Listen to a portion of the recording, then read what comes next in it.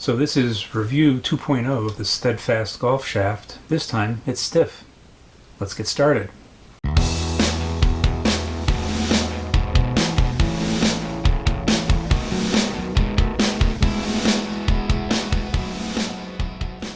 Hey golfers, it's Dave from Fit2U Golf. This is a follow-up to my initial review of the Steadfast golf shaft. If you watched that review, you know that I originally purchased an R-Flex, and while I liked a lot about the shaft, ultimately I decided that the R was just too flexible for me and it didn't fit my swing. And I had said in my conclusions that perhaps it would have been a more fair review if I had instead purchased the stiff shaft, and thought perhaps I'd do that in the future. Well, one of the viewers came through and sent me the Steadfast shaft in stiff.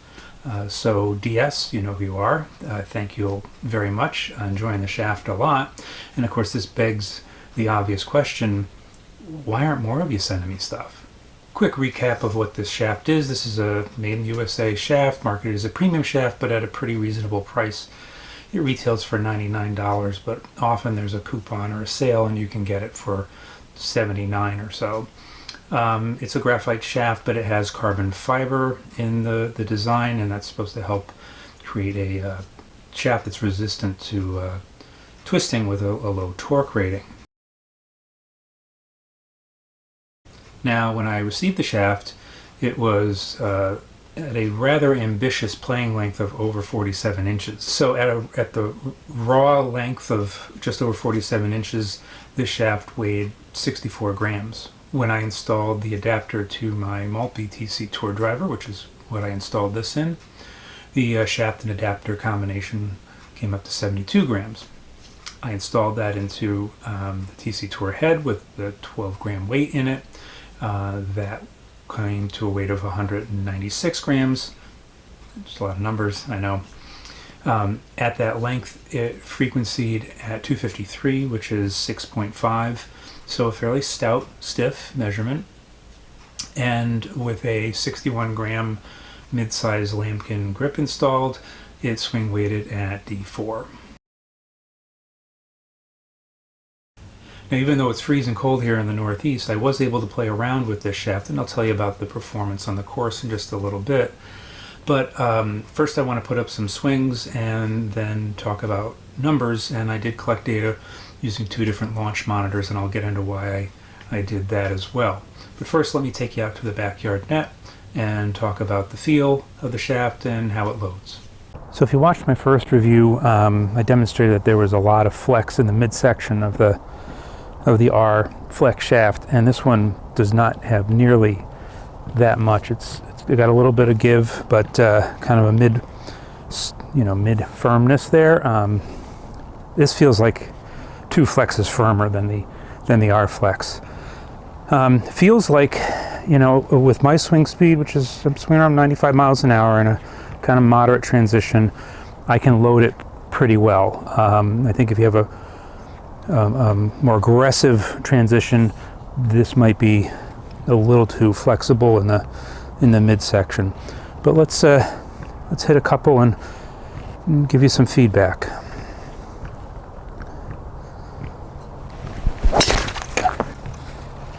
Yeah, felt good. Yeah, it felt really nice. Now I'm trying to hit a draw with these shots, and you'll see when I show you the data from one of my launch monitors that I am in fact able to do that, and I really wasn't able to with the R Flex. Let's hit a couple more. Yeah, feels really good.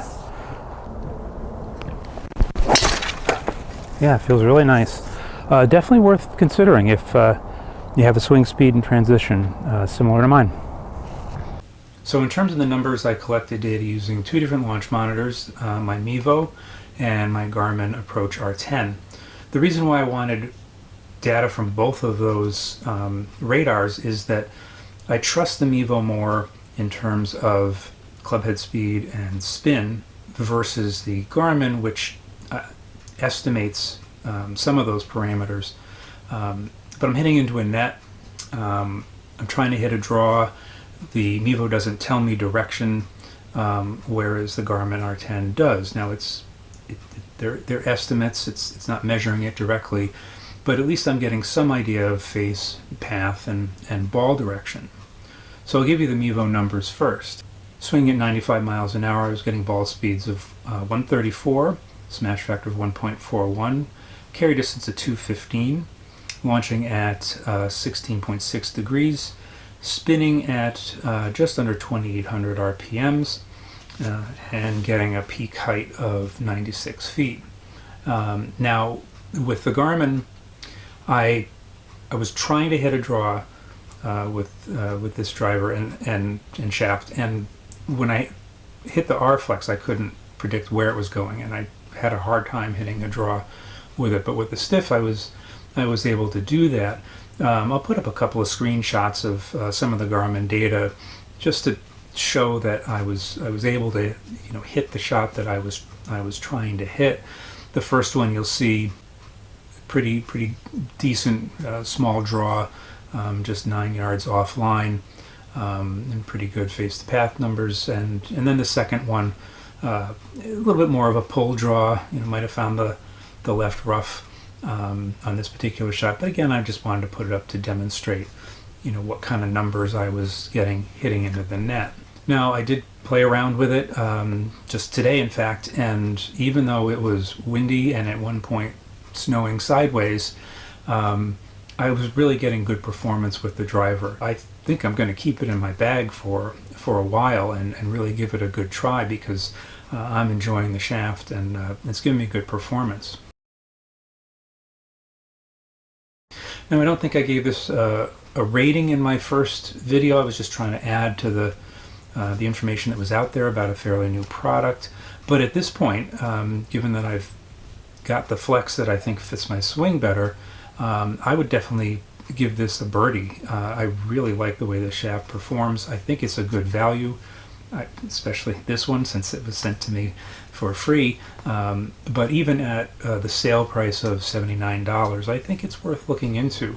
So I'm eager to see other reviews of this product out there and see if there's similar feedback. But in the meantime, yeah, I would recommend this shaft. So post your comments below. Let me know if you've had experience with this shaft. I have gotten some comments on my other video, kind of good and bad, about the shaft and the quality and performance.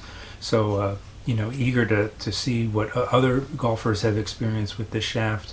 Post them below. It'll help others who maybe stumble upon this video and are thinking of purchasing this shaft. In the meantime, if you're in a winter climate like me, stay warm and call in sick if it's a mild day and go play golf. And of course, stay positive.